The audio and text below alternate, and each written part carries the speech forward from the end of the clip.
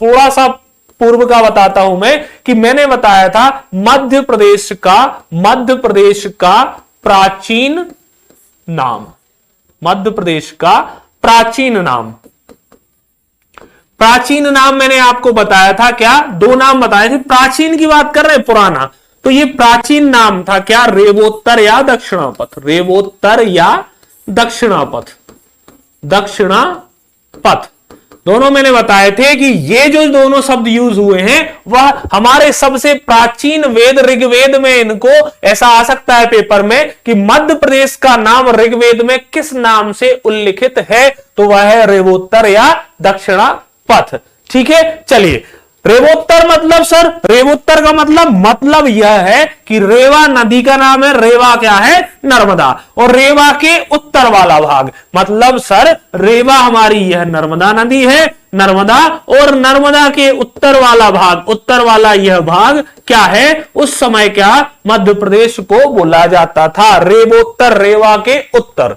ऐसे ही दक्षिणापथ, दक्षिणापथ मतलब दक्षिण की ओर जाने का रास्ता, कोई भी सम्राट आता था उत्तर की ओर से तो वह क्या है, मध्य प्रदेश को क्रॉस करते हुए दक्षिण की ओर अपने विजय अभियान की ओर आगे बढ़ता था, इसलिए इसको दूसरा नाम दक्षिणापथ के नाम से जाना जाता था। ठीक है, अब हम आगे बढ़ते हैं यहां से। अगर मैं बात करूं मध्य प्रदेश के गठन के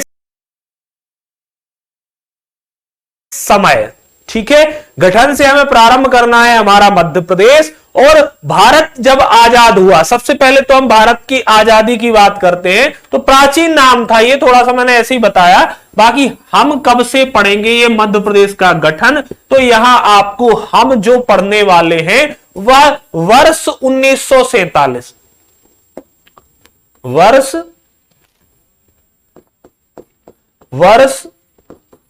1947 के बाद से हम यहां पढ़ने वाले हैं। तो 1947 के बाद, और 1947 से कब तक, 1956 के दौरान, वर्ष 1947 से 1956 के दौरान। ठीक है, तो मध्य प्रदेश का गठन, इस समय क्या हुआ, हमारा भारत या मध्य प्रदेश आजाद, क्या हुआ सर, भारत आजाद हुआ। ठीक है सर, भारत आजाद हो गया। अब हम बात करें तो भारत में ही मध्य प्रदेश आता है, तो सर मध्य प्रदेश भी आजाद हो गया होगा, बिल्कुल। इस समय जो अंग्रेजों ने हमारा नाम रखा हुआ था, कब, वर्ष 1947 के समय, तब क्या था, हमारा जो मध्य प्रदेश है अनेक रियासतों में बटा हुआ था। ठीक है, भारत में अगर बात करूं मैं, भारत में तो 500 से भी अधिक, भारत में जो रियासतें थी 500 से अधिक, 500 प्लस थी, क्या ये थी सर, रियासतें। हमारा भारत रियासतों में बटा हुआ था। इस समय कोई ना राज्य था, ना कोई राज्य का स्पेसिफिक बाउंड्री। हमारा जो पूरा भारत वर्ष था यह रियासतों में, जहां छोटे छोटे राजा अपनी अपनी रियासत बनाकर रह रहे थे। इनमें अगर हम बात करें तो 500 प्लस यहां पर क्या रियासतें थी। ठीक है, किसमें, भारत में, हमारे भारत में 500 प्लस रियासतें थी। तो कुछ इस क्षेत्र के अंतर्गत भी आती होंगी ये जो हमारा मध्य प्रदेश है। तो जब भारत स्वतंत्र हुआ, यहां पर रियासतें थी पूरी भारत में 500 प्लस रियासतें, और मध्य प्रदेश में कितनी रियासतें थी इन 500 प्लस में से, तो कुल सर 79 ये रियासतें किसमें थी, तो ये सर हमारे मध्य प्रदेश में 79 या 79 रियासतें हुआ करती थी। ठीक है, कोई राज्य नहीं था, कुछ भी नहीं था, आजाद हुआ भारत, सबकी सब रियासतों में बटा हुआ था। अगर मैं देखूं तो मध्य प्रदेश में रियासतें उस समय 79 थी। ठीक है, चलिए अभी अभी क्लास स्टार्ट हुई है, बिल्कुल आप सभी जुड़ जाएं। तो देखो मैंने बताया अभी तक कि 1947 से हम पढ़ रहे हैं, और 1947 में हमारा भारत और मध्य प्रदेश आजाद हुआ। इस समय कोई भी राज्य विद्यमान नहीं था, यहां पर थी तो सिर्फ और सिर्फ रियासतें। ठीक है, रियासतें थी, 500 प्लस रियासतें पूरे भारत में थी। और अगर हम देखें मध्य प्रदेश में तो 79 रियासतें कुल थी। ठीक है सर, अब क्या हुआ कि अंग्रेजों का शासन था 1947 के पूर्व, तो अंग्रेजों ने इस जो ये बीच वाला भारत मध्य भारत को क्या वो बोलते थे, अंग्रेजों ने यह नाम दिया था, तो एक नाम दिया था संयुक्त रूप से इन रियासतों का, और अंग्रेजों ने क्या बोला था इसको, सेंट्रल प्रोविंस। क्या बोला था, सेंट्रल प्रोविंस। प्रोविंस का मतलब वही रियासत, सेंट्रल प्रोविंस एवं बरार। क्या बोला था सर, सेंट्रल प्रोविंस एवं बरार। ठीक है, सेंट्रल प्रोविंस या फिर बरार इसको बोला था। चलिए अब अगर हम बात करें सेंट्रल प्रोविंस एवं बरार में, तो सेंट्रल प्रोविंस का मतलब होता है, सेंट्रल मतलब मध्य और प्रोविंस मतलब रियासत। तो जो ये मध्य की रियासतें थी, इनको एक संयुक्त रूप से नाम दिया गया, क्या, सेंट्रल प्रोविंस। और दूसरा बरार। बरार कौन था, हमारा वर्तमान का छत्तीसगढ़। ठीक है, तो अंग्रेजों ने हमें आजादी से पूर्व तक जो नाम दिया हुआ था, सेंट्रल प्रोविंस एवं बरार। ठीक है, सेंट्रल प्रोविंस एवं बरार। और यह क्या, मध्य की रियासत, सेंट्रल प्रोविंस का मतलब यह होता है। बरार हमारा छत्तीसगढ़ है। ठीक है, पूरा का पूरा भारत आजादी तक एक रियासतों में बटा हुआ था, और सारी रियासतों को क्या एक करने का श्रेय किसको दिया जाता है, हमारे सरदार वल्लभ भाई पटेल जी को। ठीक है, तो जितनी भी रियासतें थी, ये जो मध्य वाला भाग था, अंग्रेजों ने इसको नाम दिया था क्या, 1947 तक क्या नाम दिया हुआ था, सेंट्रल प्रोविंस एवं बरार, मध्य की रियासत। एक चीज और बोलते हैं इसको, सीपी एवं बरार, मतलब सेंट्रल प्रोविंस, सीपी एवं बरार। ठीक है सर, सीपी एवं बरार, सेंट्रल प्रोविंस एवं बरार। चलिए अब हम आगे बढ़ते हैं। तो देखो, मध्य प्रांत और बरार प्रांत दो अलग अलग प्रांत थे। कौन थे, मध्य प्रांत और बरार प्रांत। ठीक है, जो हम बता रहे हैं ना, सेंट्रल प्रोविंस और बरार, तो इनका गठन। ठीक है, अब इनको भी कभी ना कभी गठित किया गया होगा। तो हम सबसे पहले बात करते हैं किसकी, सेंट्रल प्रोविंस, सेंट्रल प्रोविंस। ठीक है, सेंट्रल प्रोविंस या मध्य की रियासत जो वर्तमान का मध्य प्रदेश है, ये क्या है, वर्तमान का मध्य प्रदेश। बरार कौन था सर, छत्तीसगढ़। ठीक है, बरार कौन था, छत्तीसगढ़। अब अगर हम बात करें सेंट्रल प्रोविंस की, तो सेंट्रल प्रोविंस में कौन का गठन कब हुआ, सेंट्रल प्रोविंस का गठन। तो सेंट्रल प्रोविंस का जो गठन हुआ 1861 के दौरान। कब हुआ, 1861। किसी की भी कोई क्लास अभी तक नहीं छूटी है, बिल्कुल स्टार्टिंग से ही हमने सब लिखा हुआ है, मध्य प्रदेश का गठन। ठीक है, चलिए थोड़ा सा टेक्निकल इशू है ऐप में, वो रिजॉल्व किया जा रहा है, और बहुत जल्दी आपको बिल्कुल नोटिफिकेशन प्रॉपर टाइम पे आएगा। ठीक है, अपनी क्लास 10:10 पर स्टार्ट हो गई थी। 10 मिनट थोड़ा सा इशू था, इस वजह से 10 मिनट लेट हुई, वरना 10 बजे ही हमारी क्लास स्टार्ट हो जाती है। ठीक है, चलिए बिल्कुल स्टार्टिंग से। तो सेंट्रल प्रोविंस जो कि क्या था, वर्तमान समय का मध्य प्रदेश था, इसका गठन 1861 के समय किया गया था। दूसरा हिस्सा जो वर्तमान में छत्तीसगढ़ है, उसका नाम क्या था सर, बरार। उसका नाम था हमारा बरार। अब बरार की अगर मैं बात करूं, तो बरार का गठन कब किया गया। ठीक है, बरार प्रांत का गठन किया गया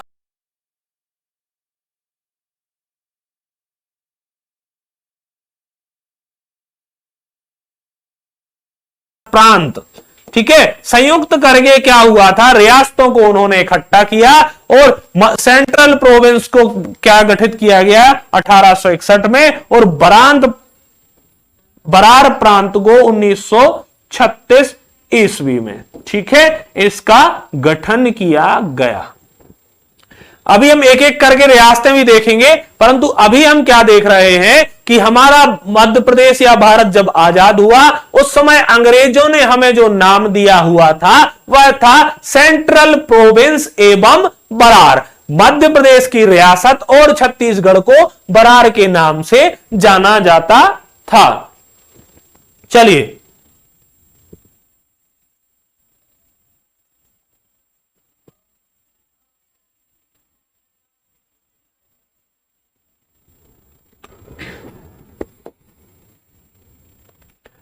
साथ में नोट करते जाएं आप, और आपको इसकी पीडीएफ हमारे एप्लीकेशन पर अपलोड कर दी जाएगी। चलिए आगे बढ़ते हैं अब हम।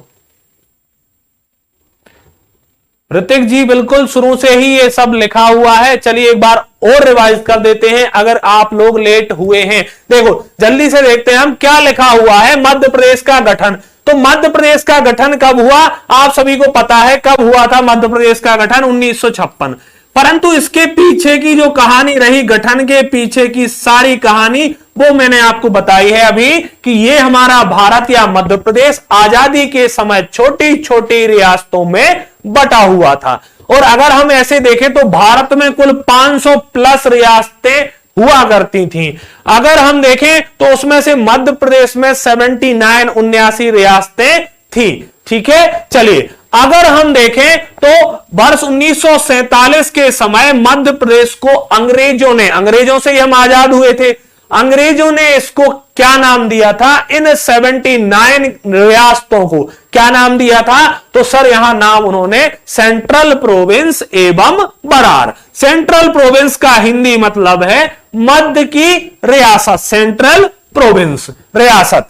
और इसको क्या बोलते थे वो? छत्तीसगढ़ को बोलते थे ये बरार वाला क्षेत्र। ठीक है, छत्तीसगढ़ और महाराष्ट्र के संयुक्त रूप को। ठीक है, ये हो जाता था, अन्य नाम भी सीपी एवं बरार। अब देखो सेंट्रल प्रोविंस जो मध्य की रियासत थी और बरार, तो ये दो प्रांत के रूप में इन्होंने इनको डिवाइड किया था।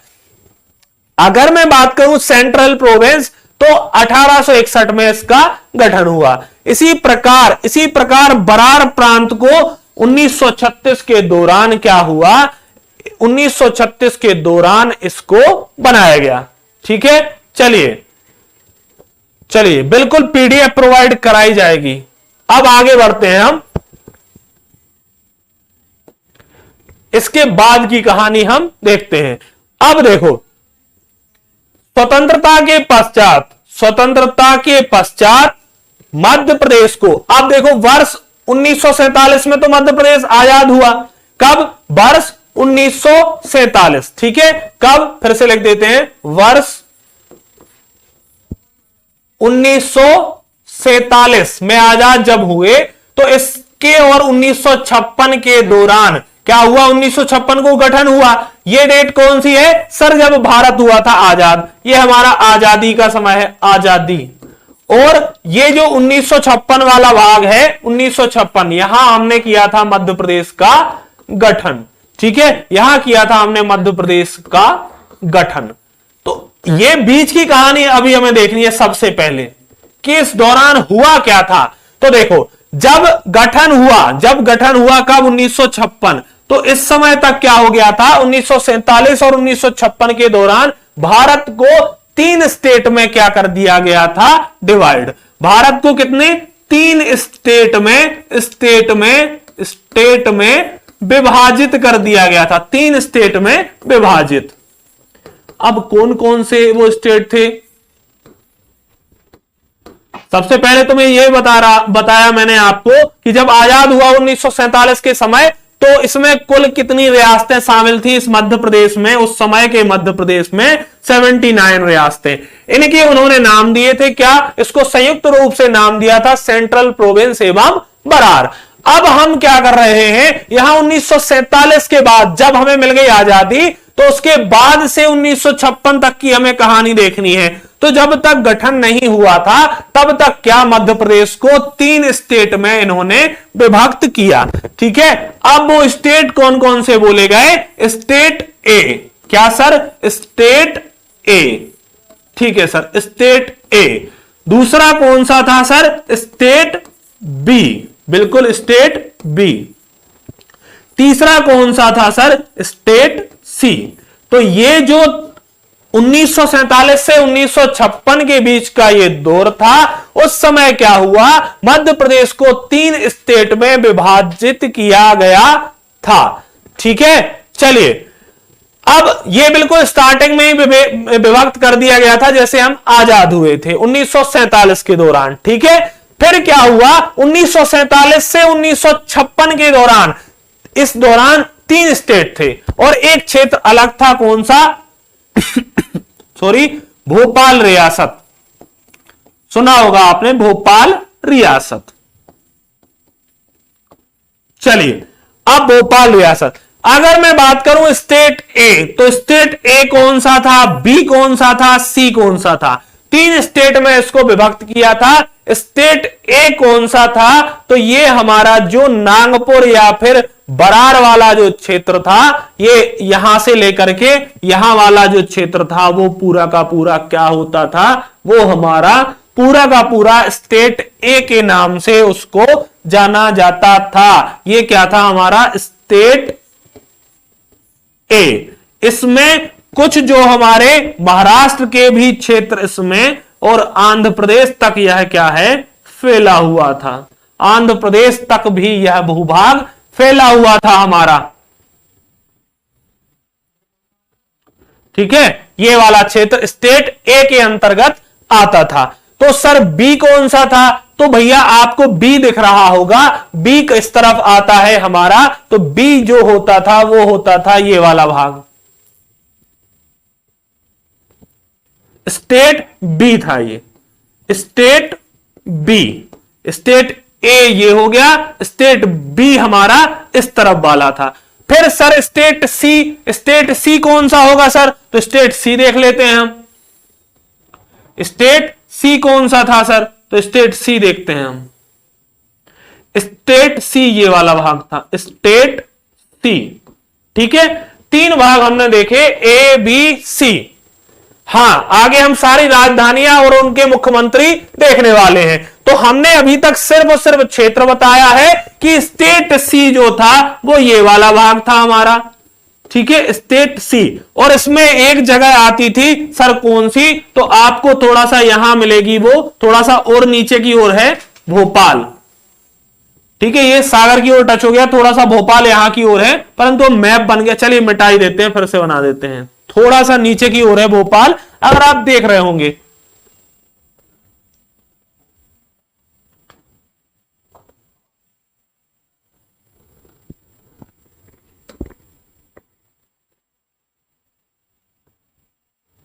चलिए अब अगर हम बात करें तो एक क्षेत्र इसमें और था, कौन सा, जो मैंने बोला आपको भोपाल, यहां पर मध्य भाग में। ठीक है, मध्य भाग में ये था हमारा, क्या था ये सर, भोपाल। ये हमारा भोपाल था। तो मैंने आप देख ही रहे होंगे कि स्टेट सी के अंतर्गत ही रखा हुआ है भोपाल को। यह प्रश्न पूछा जा चुका है पेपर में कि भोपाल जो एक क्या थी, स्वतंत्र रियासत थी। यह क्या थी, स्वतंत्र, आजादी तक और आजादी के बाद भी, बताता हूं कब तक, स्वतंत्र रियासत थी एक। ठीक है, यह किसी में सम्मिलित नहीं थी, परंतु भारत के अंतर्गत जब 3 स्टेट में इसको बांटा गया, उसमें बोला गया कि जो भोपाल है कोई स्वतंत्र नहीं है, यह स्टेट सी में आएगा। ठीक है, तो पेपर में ऐसा बोला गया था कि गठन से पूर्व तक, गठन हुआ कब, 1956, तो गठन से पूर्व तक क्या, स्टेट सी के ही अंतर्गत क्या आता था, भोपाल। ठीक है, चलिए अब अभी तक हमने क्या देखा, स्टेट ए बी और सी। अब जो 79 कुल रियासतें कितनी आती थी मध्य प्रदेश में, तो कुल रियासतें मध्य प्रदेश में थी उस समय, कुल रियासतें कितनी थी मध्य प्रदेश में, तो मैंने बोला कि भैया यहां पर 79 रियासतें थी। तो सर इनमें अलग अलग बताओ अब आप कौन कौन सी थी। बिल्कुल भैया बताते हैं। स्टेट ए में कुल कितनी रियासतें थी, तो सर यहां पर स्टेट ए में थी 15 रियासतें। कितनी थी भैया, 15 रियासतें। ठीक है सर। तो सर स्टेट बी में कितनी थी, तो भैया स्टेट बी में कुल 25 रियासतें थी। ठीक है सर। अब बताओ आप स्टेट सी में, तो भैया स्टेट सी में कुल कितनी थी, तो ये 38। अब जोड़ो कितनी हुई, अब जोड़ो कितनी हुई, तो 25 और 15 होता है 40 और 38 78। सर आपने यहां तो लिखा है 79। बिल्कुल भैया, एक भोपाल रियासत भी तो थी, तो ये क्या, ये रियासतें टोटल इसमें कितनी थी, 15 रियासतें, रियासतें इसमें थी 15 रियासतें, इसमें हो गई 25, इसमें हो गई 38, और भोपाल को भी जोड़ो, एक भोपाल भी तो रियासत है। अब कर दो भैया टोटल, तो 15 25 40 38 78 और एक 79, कुल रियासतें कितनी हो गई, 79। ठीक है, 79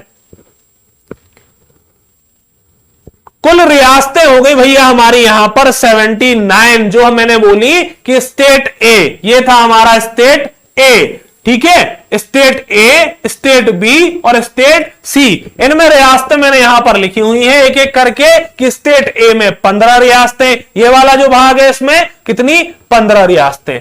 ठीक है सर, अगर बात करें स्टेट बी, तो सर स्टेट बी में कितनी, ये है हमारा स्टेट बी, यहां पर कितनी सर, 25 रियासतें, यहां 15 और यहां 25, और सर यहां पर क्या, यहां पर जो हमारा भोपाल है वो एक स्वतंत्र थी, और स्टेट सी में थी सर कुल 38। ठीक है, कुल 38। ठीक है, अब हम आगे की ओर बढ़ते हैं, अब हम आगे की ओर बढ़ते हैं।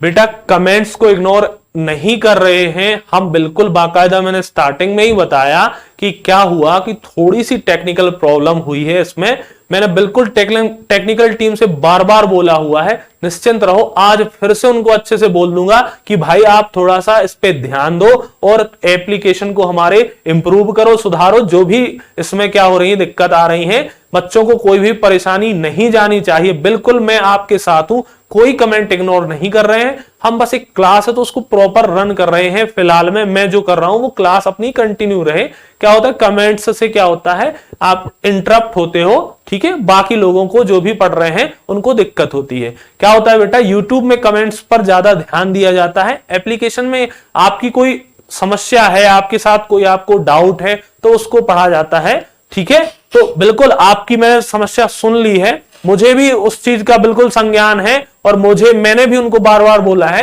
कि आप थोड़ा एप्लीकेशन जो भी दिक्कत हो रही है अभी उसको रिजॉल्व करो। ठीक है, तो मैं फिर से बोल दूंगा, ठीक है, हाँ जी बिल्कुल बिल्कुल मैं बोल दूंगा, निश्चिंत रहो आप। ठीक है, चलो, तो अभी हमने क्या पढ़ा है, मध्य प्रदेश का गठन, उसमें से रियासतों का डिवीजन हम देख रहे हैं, और वह क्षेत्र देख रहे हैं कि कहां पर कौन आता है। ठीक है, क्या होता है ना, दूसरे लोगों को थोड़ा सा उससे परेशानी होती है बीच में, जैसे कमेंट्स पढ़ूं तो इसलिए कमेंट्स को स्टार्टिंग में और लास्ट में देखा जाता है। बाकी हां, सब्जेक्ट से संबंधित अगर कोई पॉइंट्स में वहां डाउट होता है तो उसको वहीं क्लियर यहां किया जाएगा। ठीक है, और अगर आप बात करें कि सर एप्लीकेशन नहीं चल रहा है, तो मैं बिल्कुल अपनी टेक्निकल टीम से बोल रहा हूं, अभी भी बोला है, अभी लेक्चर के बाद तुरंत मैं बोलूंगा उनसे। ठीक है, चलिए, तो अभी तक हमने क्या देखा, एक एक करके देखा कि हमारा जो मध्य प्रदेश है 1947 में आजाद हुआ, 1956 में फिर इसका गठन हुआ, इस दौरान क्या घटनाक्रम रहा। ठीक है, तो 1900 जैसी आजाद हुआ तो अब सत्ता भारत के हाथ में थी, अंग्रेजों ने क्या किया हुआ था, इसका नाम सेंट्रल प्रोविंस और बरार रखा हुआ था, अब भारत के हाथ में सब आ गया। तो भारत में क्या हुआ, फिर इन्होंने बोला 1947 के समय कि भैया 3 भाग में बांट दो। ठीक है, स्टेट ए की कमांड, भारत के हाथ में शासन आ गया, तो भारत अपने, तो फिर सबका एक प्रमुख बनाया जाएगा। क्यों, क्योंकि रियासतों में क्या होगा कि छोटे छोटे राजा एक दूसरे को लड़ने झगड़ने, ये बोला था मैं स्वतंत्र रहूंगा, वो बोल रहा था मैं स्वतंत्र रहूंगा, तो ऐसा सरदार वल्लभ भाई पटेल जी ने बोला ये तो यार बहुत गलत हो जाएगा, सब अलग अलग हो रहे हैं,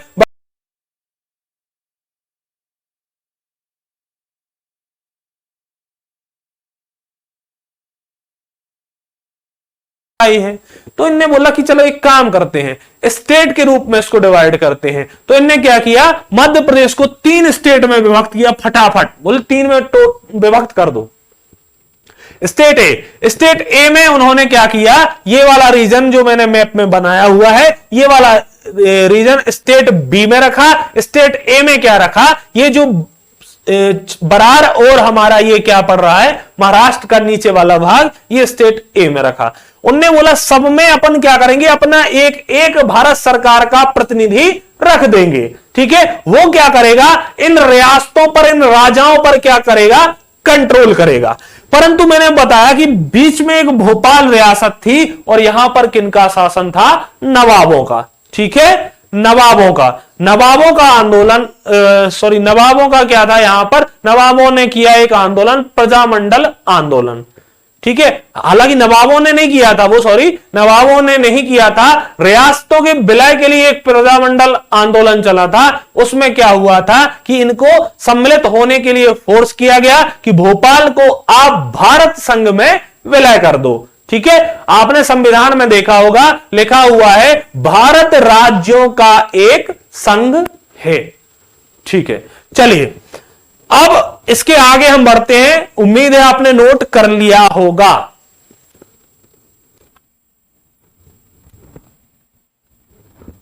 अब हम आगे बढ़ते हैं। तो जैसे ही अपने को मैंने बताया कि यहां पर जो रियासतें थी वह इस तरह कुछ बटी हुई थी। इसमें से हमने यहां पर देखा कि ये जो क्षेत्र था हमारा, यहां जाकर के कहां तक, तो सर ये हमारा महाराष्ट्र और आंध्र प्रदेश तक फैला हुआ था। ठीक है, और इसमें मैंने अभी बताया हुआ है यहां पर कि क्या है, ये है हमारा यहां पर भोपाल, यहां पर है हमारा भोपाल। ठीक है, फिर से लिख देता हूं क्योंकि राज्य प्रमुख और राजधानी आप मुझे बतानी है। ये है स्टेट बी, ये है स्टेट ए, और ये वाला है कौन सा स्टेट, यह है स्टेट सी, यह है स्टेट सी, और ये क्या है हमारा भोपाल स्टेट सी के अंतर्गत आता था। चलिए मैंने जल्दी से लिख देता हूं, स्टेट ए में कितनी थी, स्टेट ए में थी जो रियासतें वो 15 थी। स्टेट बी में कितनी थी, सर स्टेट बी में 25 थी। सर स्टेट सी में 38 थी, और एक कौन थी, भोपाल। ऐसा कुल मिलाकर के 79 रियासतें यहां हुआ करती थी। ठीक है सर, अब सबकी क्या होगी, एक एक राजधानी, सबकी क्या होगी, एक एक राजधानी होगी। स्टेट ए, तो स्टेट ए की जो राजधानी थी वह क्या थी भैया, राजधानी, तो कैपिटल राजधानी क्या थी, स्टेट ए की राजधानी, तो स्टेट ए की राजधानी थी यहां पर नागपुर। ठीक है सर, क्या थी भैया, नागपुर। स्टेट जो ए था, यह वाला स्टेट ए, इसकी राजधानी कहां बनाई हुई थी, नागपुर। अब इसके मुख्यमंत्री कौन बनाए गए भैया, मुख्यमंत्री, राजधानी तो नागपुर हो गई, मुख्यमंत्री कौन बनाए गए, स्टेट ए के, तो पंडित रविशंकर शुक्ल क्या बनाए गए, पंडित रविशंकर शुक्ल इसके मुख्यमंत्री बनाए गए थे, पंडित रविशंकर शुक्ल, पंडित रविशंकर शुक्ल इसके मुख्यमंत्री बनाए गए। अगर मैं बात करूं किसकी, पार्ट बी की राजधानी,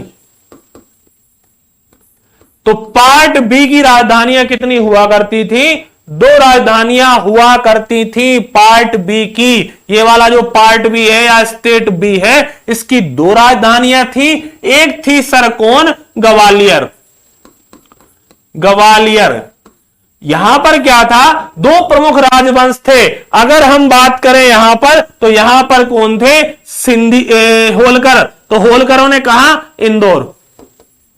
इंदौर में शासन किया। अगर मैं बात करूं सिंधिया, तो सिंधिया ग्वालियर।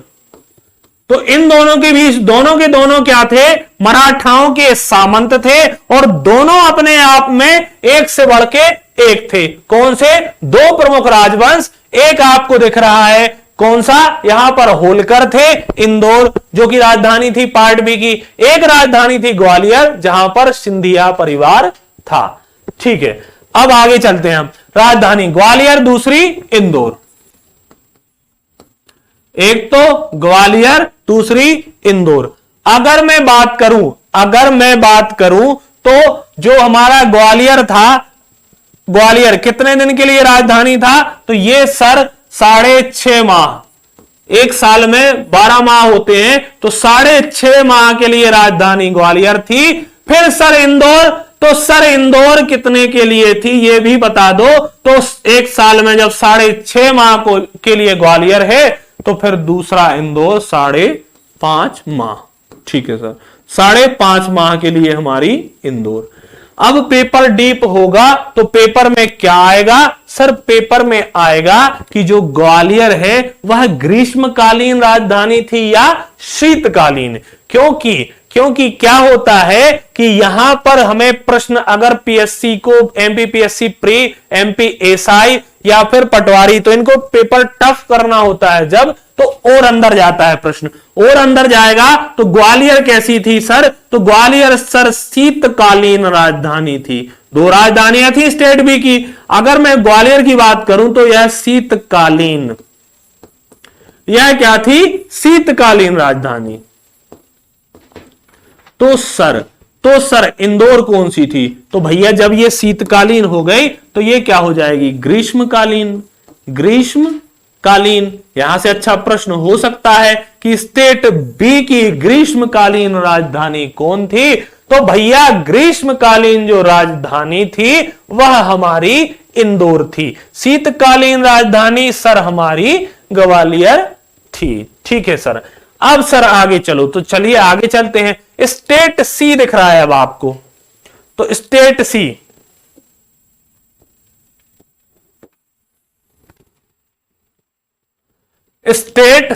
तो यहां देखते हैं स्टेट सी जो तीसरा है वह है हमारा स्टेट सी।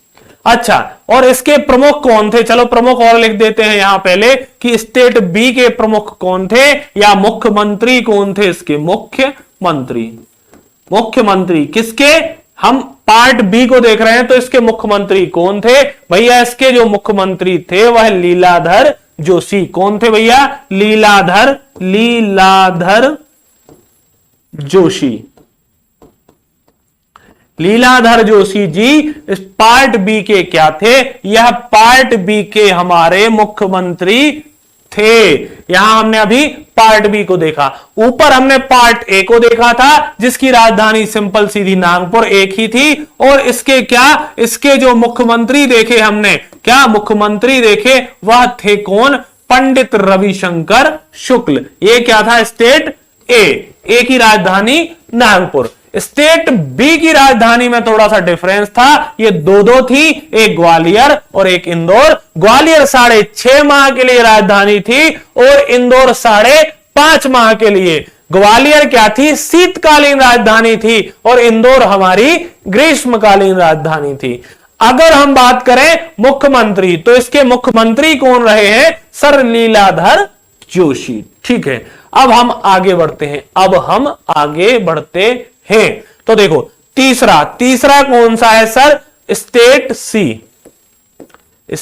सी जिसके अंतर्गत 38, कितनी सर, 38 यहां रियासतें थी, 38।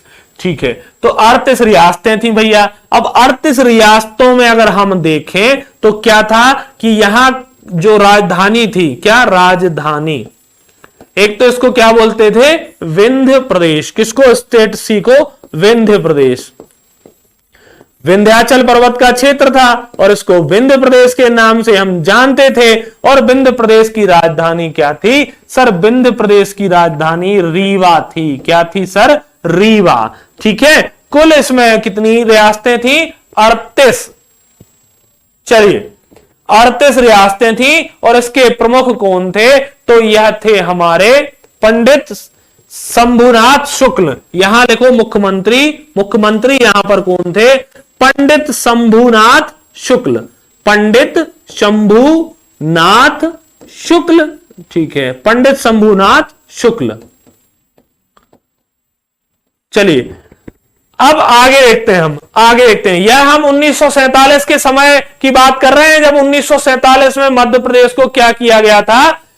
1947 के समय तीन पार्टों में तोड़ा गया था, और ऐसा इसलिए किया गया था क्योंकि यहां पर 79 रियासतें थी। हर राजा अलग अपनी रियासत को लेकर अलग होना चाहता था। इस वजह से क्या हुआ, भारत सरकार ने बोला कि भैया इनको क्या करो, स्टेट में तोड़ दो और अपना प्रमुख पहुंचाओ वहां, राजाओं के हाथ में मत रखो, पता नहीं कब अलग हो जाए, पता नहीं कब अलग हो जाए। चलिए तो अब आगे हम देखते हैं, शंभुनाथ शुक्ल क्या थे, स्टेट सी के प्रमुख थे। अगर मैं बोलूं कि पार्ट सी, स्टार वाला पॉइंट है, पार्ट सी के ही अंतर्गत, पार्ट सी के ही अंतर्गत हमारा भोपाल, सब रियासतों का विलय हो चुका था, लेकिन भोपाल रियासत कब तक, 1949 तक अपने आप को इन्होंने स्वतंत्र करके रखा था। तो लेकिन भारत सरकार ने क्या कहा कि देखो भैया नवाब भले हो तुम, लेकिन क्या है, हम अपने स्टेट सी के अंतर्गत ही तुम्हें गिनेंगे। पेपर में पूछा गया है, पार्ट सी के ही अंतर्गत हमारा भोपाल उस समय आता था। भले क्या हुआ कि 1949 तक ये क्या रहा, स्वतंत्र रहा, परंतु भारत का जो, या फिर हम बात करें भारत सरकार थी, वह भोपाल को स्टेट सी के अंतर्गत अपने उसमें रख चुकी थी। ठीक है, चलिए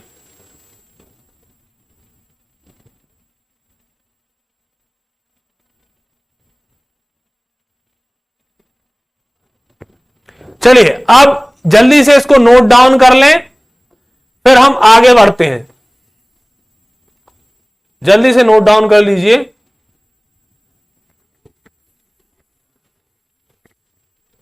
जल्दी से नोट डाउन कर लें, फिर हम आगे बढ़ते हैं।